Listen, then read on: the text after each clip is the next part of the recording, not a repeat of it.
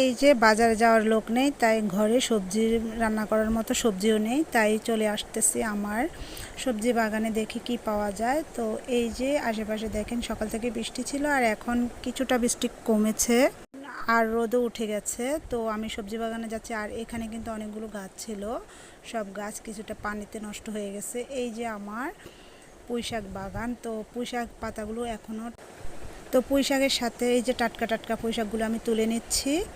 আর এইভাবে শাক তুলে রান্না করলে ওই শাকটা বেশি মজা হয়ে থাকে খেতে, বাজারের শাক থেকে এভাবে টাটকা টাটকা শাক তুলে রান্না করলে বেশি মজা।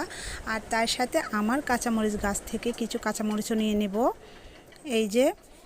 আর এই শাকটা আমি আজকে মাছ দিয়ে রান্না করব। আমার পুরো পুঁই শাক বাগানটা, তো আমার এই শাক বাগানটা আপনাদের কাছে কেমন লাগলো। আর এই কাঁচামরিচ দিয়ে আমি মাছের একটা ভর্তা করব, তাই কিছু কাঁচামরিচও নিয়ে নিলাম। আর এই যে পুরো বাগানটা, আর উপর দিয়ে আমরা মাচা তৈরি করতেছি অন্যান্য সবজির জন্য।